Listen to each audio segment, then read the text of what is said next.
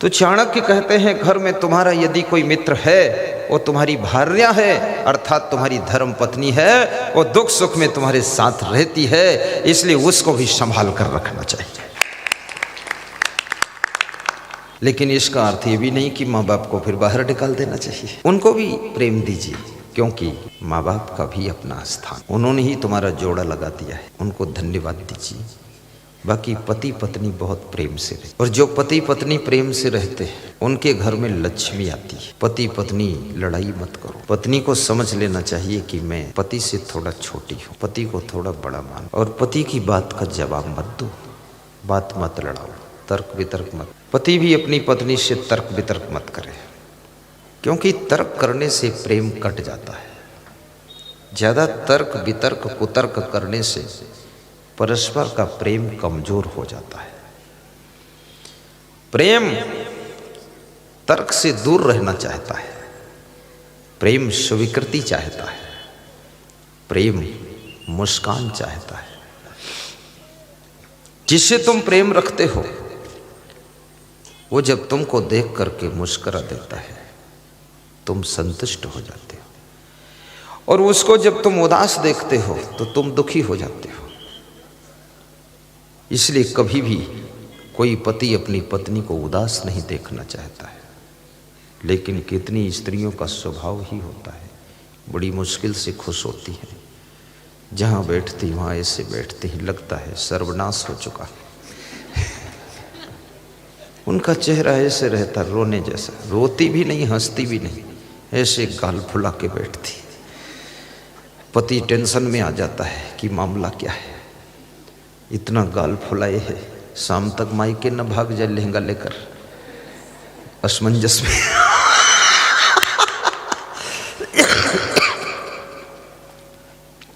वे पति लोग सौभाग्यशाली हैं जिनकी स्त्री हमेशा खुश मिलती है, अपने पति से प्रसन्न मिलती है।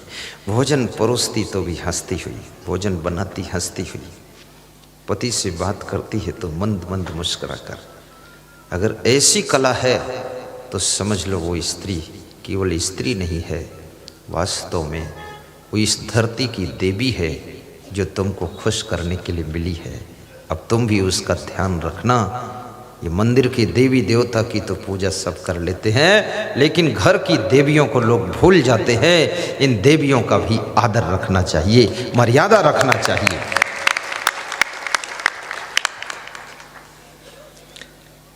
एक नवयुवक मंदिर में पूजा करने गया, उसके 2 बच्चे साथ में थे, पत्नी भी थी। मंदिर के देवता की तरफ हाथ जोड़कर मंत्र पढ़ा, तुमेव माता च पिता तुमेव। फिर उसको अपने जूते चप्पलों की याद आ गई कि जूता कोई उठा न ले जाए। हिंदुस्तान देश, भारत देश इतना महान है, फिर भी यहाँ चप्पल चोर जूता चोर भी रहता है। यहाँ हर क्वालिटी का चोर है, सेकेंड हैंड चप्पल भी उठा ले जाएगा। यहाँ तो ऐसे ऐसे चोर है भारत देश में कि दूसरे की भैंस का गोबर भी चुरा लेता बहुत चोट्टा है। मैं तो ये देखता हूँ इससे पूरे देश का गौरव कम हो जाता है। ये जो भीख मांगते घूमते हैं ना सड़क पर, इससे देश का सम्मान कम होता है। कोई विदेश का आदमी आए हमारे देश में घूमने के लिए और गाड़ी में जा रहा हो, भिखमंगे लड़के उसके गाड़ी का शीशा खटखटाते और फिर ऐसे करते, कुछ दे दो, भूख लगी दे दो। अभी मैं आ रहा था, लखनऊ हवाई अड्डे पर जा रहा था 9 तारीख को, तो थोड़ा भीड़ थी, जाम थी, गाड़ी रुकी। वहाँ 2-4 लड़के लड़कियाँ आ गए, बस वो गाड़ी का शीशा सब तरफ से खटखटा रहे थे जैसे शेर झपट्टा मारते। तो दे दो, भूख लगी। तो हमने सोचा कि अब क्या किया जाए,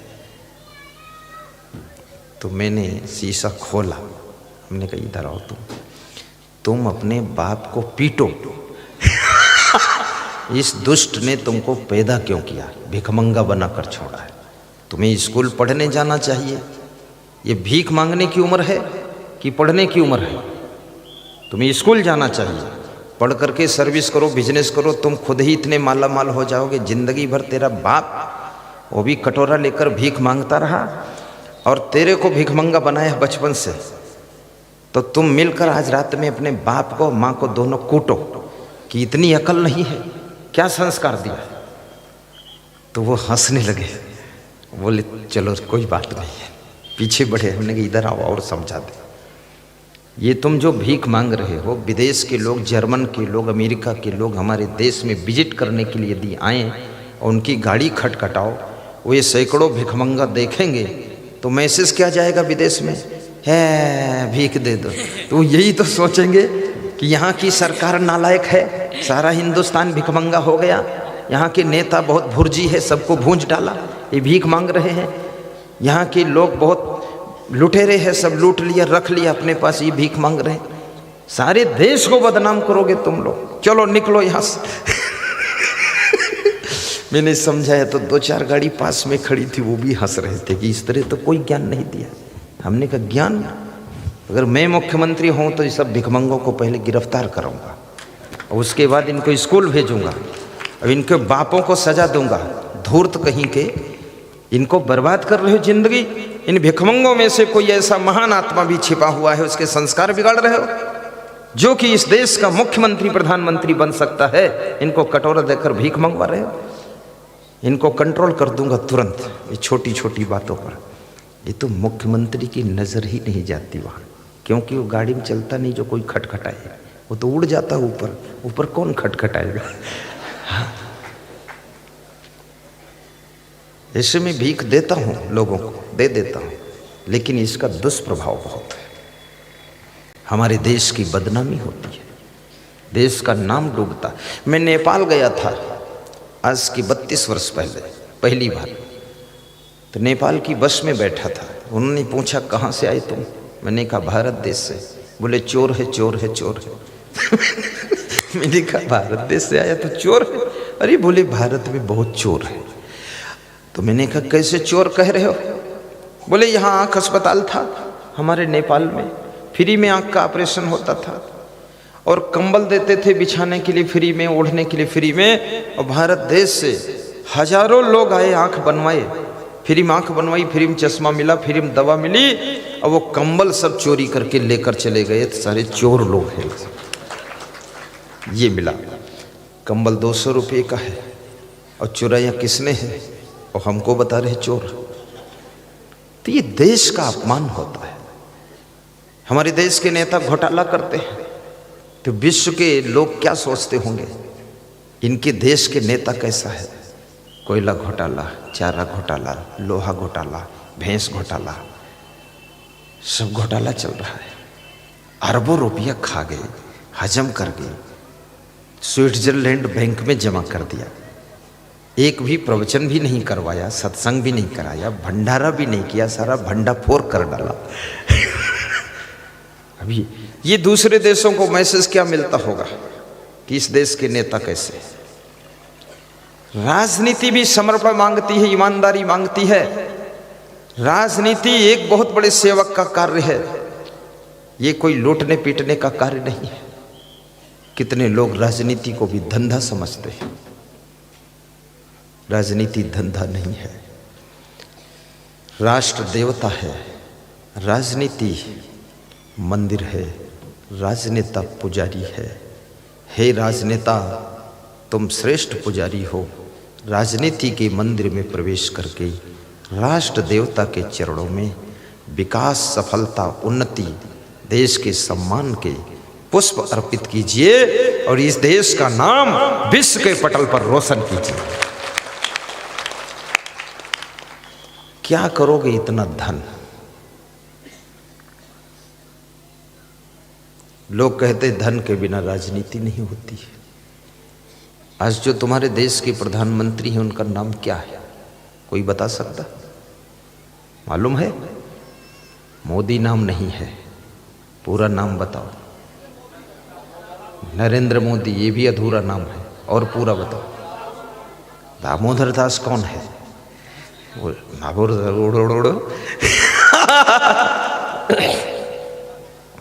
कौन है?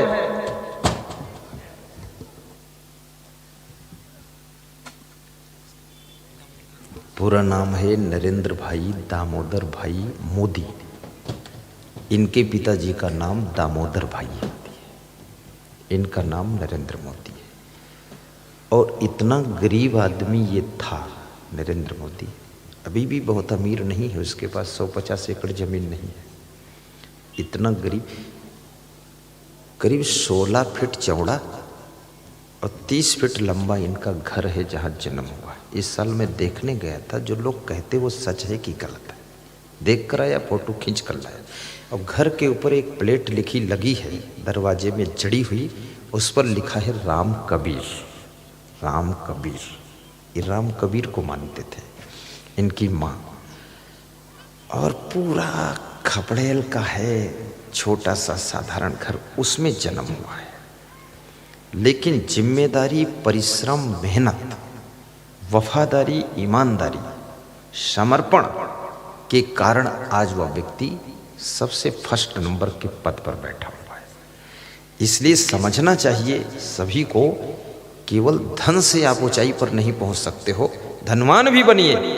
ऐसा नहीं कंगाल बनकर घूमो, भिखमंगा बनकर, धनवान भी बनो, लेकिन बुद्धिमान भी बनो, विवेकवान बनो, चरित्रवान बनो, ईमानदार बनो, जिम्मेदार बनो, वफादार बनो, नम्र बनो, सरल बनो, सहनशील बनो, वाक्पटु बनो, वक्ता बनो, प्रवक्ता बनो। और याद रखना, सर्वगुण संपन्न बनो। गुण ही तुमको उठाकर ऊपर ले जाएंगे और कोई आपको ऊपर उठाकर ले जाना वाला। गुणवान व्यक्ति की कीमत घर में भी रहती है। गुणवान शिक्षक की कीमत स्कूल में ज़्यादा होती है। गुणवान ड्राइवर की कीमत आपके पास रहेगी। गुणवान साधु की कीमत भी ज़्यादा रहती है।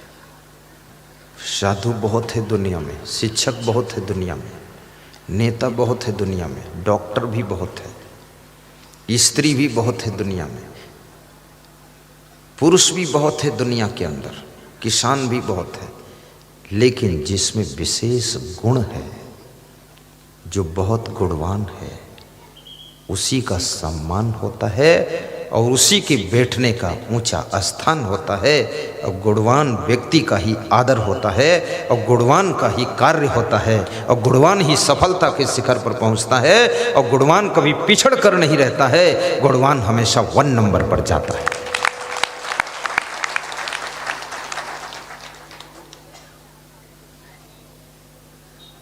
मैंने सुना है कि शंकर जी के डमरू में 64 गुण थे।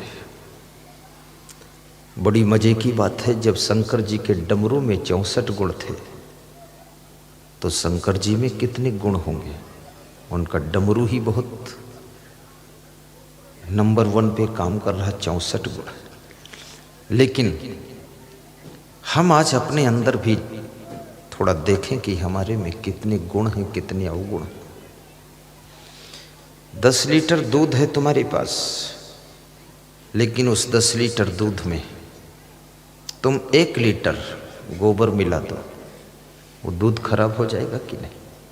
तुम्हारे में 10 गुण हैं, लेकिन 1 अवगुण उसमें मिक्स कर दो, 1 अवगुण 10 गुणों के प्रभाव को भी खत्म कर देगा। इसलिए याद रखना, 1 अवगुण, सारा टायर ट्यूब अच्छा है गाड़ी का, लेकिन एक छोटा सा पिंचर भी गाड़ी को खड़ा कर देता है। इसलिए आप में एक भी अवगुण नहीं होना चाहिए। अवगुणों को दूर कीजिए और गुणों से भरपूर हो जाइए।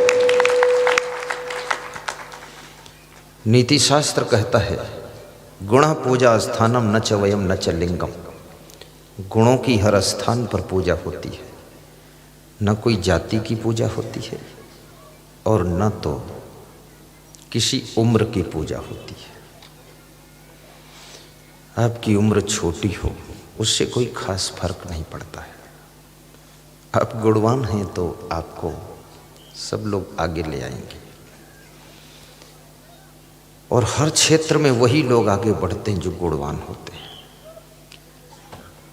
बोलने का भी गुण विकसित कीजिए, अच्छा बोलिए, बोलने की भी कला सीखिए। बोलते तो सभी हैं, कौवा भी बोलता है, कोयल भी बोलती है, शेर भी बोलता है, कुत्ते भी बोलते हैं, चिड़ियाँ भी बोलती है, कीड़े मकोड़े भी बोलते। हर नर नारी बोल रहा है। बिजनेसमैन भी बोलता है, राजनेता भी बोलता है, वोटर सपोर्टर सब बोलते हैं, पति पत्नी भी बोलते हैं। लेकिन बोलना किसका प्रभावशाली है, बोलना किसका सफलता का द्वार खोलता है। भाषण तो बहुत लोग देते हैं, लेकिन भाषण में जान है कि नहीं है? कितने भाषण देने वालों में भी जान नहीं है, तो भाषण में जान कहां से आएगी? भाषण प्रवचन भी बहुत लोग करते हैं, ऐसा नहीं केवल असंगदेव प्रवचन कर रहे हैं, बहुत लोग प्रवचन करते हैं, लेकिन प्रवचनकार जानदार है कि नहीं? अब प्रवचन में जान है कि नहीं? अगर प्रवचनकार जानदार है तो उसके प्रवचन में जान रहेगी। भाषण देने वाला नेता अगर जानदार है, दमदार है, ईमानदार है, वफादार है, तो उसके भाषण में एक एक शब्द में जान रहेगी। इसलिए मैं निवेदन करूंगा कि आपकी वाणी भी कुशल होनी चाहिए, बोलने की कला, हंसने की कला भी होनी चाहिए। कितने लोग हंसते हैं, थोड़े दांत निकालते हैं, बस चुप हो गए। कृष्ण भगवान जैसा ठहाका लगा दीजिए। कृष्ण भगवान ठहाका मारकर हंसते थे, ये भगवान का गुण है। भगवान श्री राम मुस्कुराते थे मंद मंद। मुस्कुराना भगवान राम का गुण है। प्रसन्न रहना कबीर का गुण है। ध्यान में बैठना महात्मा बुद्ध और स्वामी महावीर भगवान का गुण है। और जोश में रहना, जोश, ये रावण का अवगुण है। रावण हमेशा जोश में रहता था। रावण की भार्या मंदोदरी रावण से कहती थी, नाथ। मंदोदरी बड़ी बुद्धिमान थी, रावण भी बहुत बुद्धिमान था, लेकिन याद रखना, बुद्धिमानी वहां पर फेल होती है जहां पर अवगुण हमें आकर घेर लेते हैं, कुछ आदतें हमको ग्रसित कर लेती हैं, वहां हमारी बुद्धिमानी व्यर्थ होने लग जाती है। मंदोदरी समझाती है, नाथ बैर कीजे वाही से, धन बल जीत सको जाही से, बुद्धि बल जीत सको जाही से। हे नाथ, उनसे बैर करना चाहिए जिनको बुद्धि के बल से जीत सको। देखिए कितनी बड़ी बात कही मंदोदरी ने। किसी को जीतने के लिए बुद्धि का बल चाहिए, धन बल से तुम नहीं जीत सकते, बुद्धि के बल से जीत सकते हो।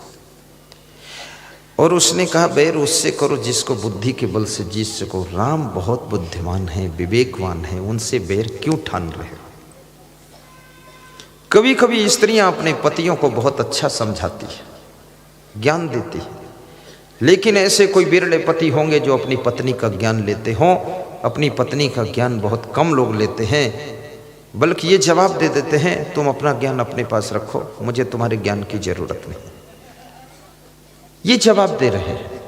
ज्ञान तो कहीं से मिले ले लेना चाहिए। तुलसीदास की पत्नी रत्नावली ने तुलसीदास को ज्ञान दिया था, अस्त चरम मम देह में तामे ऐसी प्रीति, और तैसी जो श्री राम में होत नहीं भवभीत। उस ज्ञान को तुलसीदास ने ले लिया था, तो तुलसीदास विश्व के पटल पर हिंदुओं के हृदय में और समस्त मनुष्य जाति को प्रभावित करने के लिए उनके अंदर एक शक्ति का जन्म हुआ, और रामचरितमानस की रचना करके लाखों करोड़ों परिवारों को उन्होंने बदल डाला, भक्ति के रूप में चेंज किया।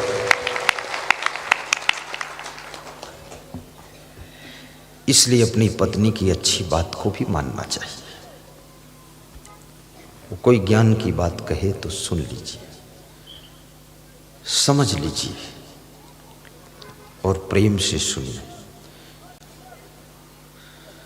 आपका पति अगर अच्छी बात समझाता है, उसकी भी सुनिए और मानिए। ज्ञान की बात सभी से लेना चाहिए। हमारे यहाँ छोटे छोटे संत हैं, ये कभी कभी ज्ञान की बात करते हैं, इनकी बात को मैं मान लेता हूँ। ये सब हमको ज्ञान देते रहते हैं, कमरे के अंदर देते हैं ज्ञान। हाँ, कभी कभी ये हमसे कहते हैं, गुरुदेव संतों की गाड़ी बहुत पुरानी हो गई है बोलेरो, अब इसको चेंज करा दिया जाए। ये भी ज्ञान ही तो है। ब्रेक फेल हो जाए, स्टीयरिंग फूल जाए, संत मोक्ष प्राप्त कर जाए, क्या फायदा। ऐसा ज्ञान देते हैं। कभी कभी कहते हैं कि गुरुजी आप टाइम पर मंच पर आ जाया करें, ये भी ज्ञान है। हम अगर मंच पर आने में लेट हो जाते हैं तो सबसे पहले हमारे निरीक्षक संत, जो इंस्पेक्टर हैं इस संत मंडली के खड़े हुए, इनको बहुत दुख होता है कि मंच पर लेट आते, दुख होता है। और फिर उस दिन जरूर ये निवेदन करेंगे, जाकर शाम को ज्ञान देंगे कि मंच पर लेट क्यों हुई।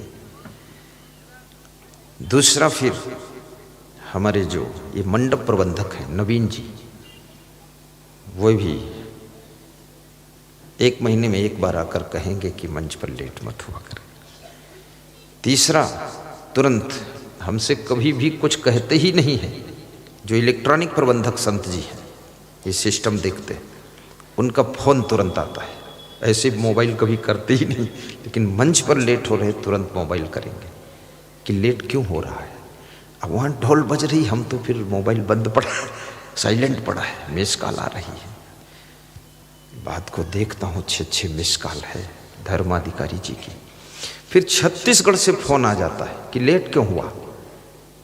तो हमारे ऊपर भी, हमको भी ज्ञान देने वाले, तो मैं फिर अलर्ट होता हूँ। आज मैं 12 बजे से ही अलर्ट हूँ। मिलने वाले लोग, कोई फोटो खिंचाता है, कोई कुछ बताता है, उसमें थोड़ा थोड़ा लेट करते हैं, लेकिन फिर भी मैं झड़प से भागता हूँ। झड़प से भागो, दौड़ कर आता हूँ, क्योंकि वहाँ अगर 4 लोगों को हम संतुष्ट करने में लग जाएंगे तो यहाँ 20,000 लोग असंतुष्ट हो जाएंगे।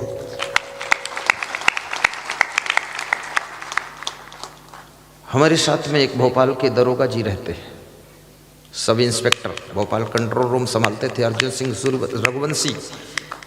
ये रघुवंशी जी आज बहुत बेताब हो रहे थे, लोग हमको घेरे हुए थे, ऐसे हाथ करते थे, रास्ता कीजिए, गुरुजी को जाने दीजिए, बस हो गया, बस अब कोई नहीं। अब वो दरोगा जी तो थे ही इंस्पेक्टर। तो मैंने कहा मैं किस्मत वाला हूं जो रिटायर दरोगा मिल गया है। रास्ता तो बनाए, भीड़ से गुरुदेव को निकाले। और वास्तव में हमारे सभी भक्त सब समझदार हैं, हमें बहुत जल्दी छुट्टी देते हैं कि फटाफट चलो, मंच पर चलो। इसलिए अगर शिष्य भी ज्ञान की बात कहे तो गुरु को सुनना चाहिए और मानना भी चाहिए। और आपकी वाइफ कहे या पति कहे या पुत्र कहे या बाप कहे या आपकी बेटी कहे, ज्ञान की बात आपकी बहू कहे, तो इसको भी मान्य करना चाहिए। क्योंकि ज्ञान की बात, अच्छी बात, सुलझी हुई बात जब तुम मान लेते हो तो आपको सफलता जल्दी मिलती है, उन्नति आपकी ज्यादा होती है।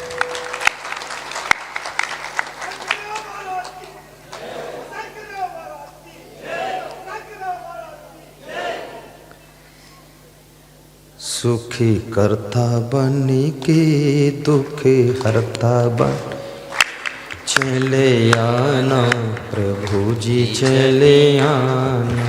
सुख करता बन के दुख हरता बन के चले आना, प्रभु जी चले आना। बस अब मत गाना, ज्यादा गाना वाना नहीं, क्योंकि ज्ञान की बात सुनाना है। ये तो सब घर पे गा लेना, जाकर वहाँ सड़क पर गाते हुए चले जाना, सुख करता बन के दुख हरता बन के, अगले साल फिर आ जाना। ध्यान देना, विद्यामित्रम प्रवासेषु भार्यामित्रम गृहस्य व्याधि तस्येषधम मित्रम। जब तुम बीमार होते हो, तुम्हें रोग घेर लेता है, तब तुम्हारा मित्र कौन है? तब तुम्हारा मित्र दवाई है, औषधि है। अभी तो ऐसी ऐसी औषधियां बनी हुई हैं, जो औषधियां बीमारी आने से पहले भी ले सकते, जैसे पोलियो ड्रॉप, पोलियो अटैक के पहले ही 2 बूंद जिंदगी के ऐसे ले सकते हो। और बहुत सी दवाइयाँ हैं। यहाँ आयुर्वेदिक दुकान पर एक दवाई आई है, पता नहीं है कि नहीं है इस समय, लेकिन उसका नाम है लाइफ गार्ड एडवांस, यानी बीमारी आने से पहले एडवांस हो, आपकी जिंदगी का रक्षक है। एक सज्जन कह रहे थे मैं तो खाट से उठ ही नहीं पाता था, बिल्कुल अब तक मर जाता। बोले 4 लाइफ गार्ड एडवांस पिया और 4 महाशक्ति प्रास खाया। बोले दौड़ लगाता हूँ, छलांग लगाता हूँ। अभी अभी कहीं मिले थे, बता रहे थे। मैंने कहा तो मैं भी पीऊँगा फिर। मैं तो अभी लिया नहीं हूँ, क्योंकि महाशक्ति तो ऐसे ही अभी है हमारे पास, लेकिन वास्तव में कुछ आयुर्वेदिक दवाइयाँ एडवांस ले लिया करो। गृहस्थ आश्रम में जैसे अभी च्यवनप्राश का मौसम है, थोड़ा आधा चम्मच ले लो, ज़्यादा नहीं, नाश्ता भर मत खाओ, 2-2 चम्मच, आधा चम्मच बहुत गर्म होता है। जैसे चंद्र प्रभावटी गृहस्थ को लेना चाहिए, चंद्र प्रभावटी शुद्ध शिलाजीत युक्त लेना चाहिए, चंद्र प्रभावटी। जहाँ मिले, वैद्यनाथ की भी अच्छी है, डाबर की भी अच्छी है, सबकी अच्छी है। और थोड़ा थोड़ा धूप का सेवन करना चाहिए। जिसके शरीर में कम से कम 3-4 घंटे धूप लगती है, 80% बीमारी आने की संभावना खत्म हो जाती है। धूप अमृत है, ये फ्री मिलती है, ये सूर्य देवता निःशुल्क बांट रहे हैं, सबके ऊपर अपनी किरणों की कृपा छोड़ रहे हैं। लेकिन कोई बिरले इस धूप का सेवन कर पाता है। धूप बहुत फायदा करती है। और ये जल में हाथ पैर धोना चाहिए, मुंह धोना चाहिए, आंखें धोना चाहिए। दिन भर में 10 बार धो लीजिए। और जल से स्नान भी अच्छी तरह करो, कुल्ला ठीक से करो। ये जल भी जीवनदायक है। आपको सुस्ती आ रही हो, पानी से मुंह धो लो, फिर मुंह पोंछो मत कपड़े से, सुस्ती दूर हो जाएगी। 2 घूंट पानी पी लो, आपकी उदासी दूर हो जाएगी। जल ही जीवन है। और मिट्टी में जिसके पैर स्पर्श करते हैं, मिट्टी से अर्थिंग पाता है शरीर, उसके शरीर में 80% बीमारी नहीं आती है। इसलिए मिट्टी से भी स्पर्श कीजिए थोड़ा, हाथ पैर। और क्या बचा, वायु, थोड़ा ये खुली हवा वातावरण की, ये भी आपके बदन में लगनी चाहिए। हवा लग जाए, छत पे बैठ जाया करो। और महिलाओं की छत, पुरुषों की छत अलग अलग कर दो, अलग अलग बैठो, थोड़ा हवा लगे, सूरज की धूप लगे। देखिए फिर आपके चेहरे की चमक। ये जो क्रीम पाउडर लगाकर चमक लाई जाती है, ये तो सब डुप्लीकेट है। इसमें वो दम नहीं है, असली चमक आएगी। फ्री की क्रीम बट रही है, प्रकृति बांट रही है। लंबी सांस लो, कम से कम हर घंटे में 2 बार। इसमें कोई पैसा नहीं लगता है। खुला ऑक्सीजन प्रवाहित हो रही है, जोर से खींचो। कितने लोग सांस जोर से नहीं लेते, उनके फेफड़े फिर धीरे धीरे पिचक जाते हैं, फूलते नहीं। और जिसके फेफड़े पिचक गए, वृद्धावस्था में उसको सांस लेने में तकलीफ होती है। फिर वो दम का रोग लगता है, सांस फूलती है फिर। इसलिए ये फेफड़ों को फुला कर रखिए, लंबी सांस भरिए। और सबसे अच्छा है कि आप एक गाय पाल लीजिए, एक भैंस पाल लीजिए, और 10-20 पाल लो और अच्छा। और गाय का पड़वा जब भागेगा और उसको रपटाओ, गाय के बछड़े को रपटाओ, भैंस के पड़वा को रपटाओ, तो जब दौड़ोगे उसके पीछे तो सांस फूल जाएगी, जोर से सांस भरेगी। ये कपालभाति शुरू होगी। जो योगा करने वाले सिखाते हैं ना कपालभाति, कि ऐसे करो, वो सब बछड़ा के पीछे दौड़ोगे चालू हो जाएगी। तुम्हारा छोटा बच्चा भागे और उसको रपटाओ तो भी कपालभाति हो जाएगी। ये सांस भरना चाहिए। दौड़ना संपूर्ण व्यायाम है, दूध संपूर्ण आहार है, हंसना स्वस्थ रहने का संपूर्ण साधन है। और याद रखना भाइयों बहनों, गहरी नींद सोना और कड़ी भूख का लगना यह अच्छे स्वास्थ्य की निशानी है, अच्छे स्वास्थ्य की निशानी।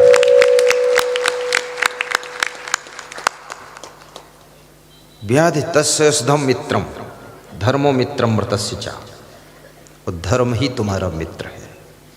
मृत्यु के समय तुम्हारा कौन मित्र है? जब मृत्यु होती है तो आपकी पत्नी भी द्वार तक विदा करती है, फिर रुक जाती है। कुटुंबी लोग शमशान घाट तक जाते हैं, वहाँ आग लगाकर इस शरीर में, ये शरीर भी शमशान तक जाता, फिर जला दिया जाता है, अग्नि संस्कार।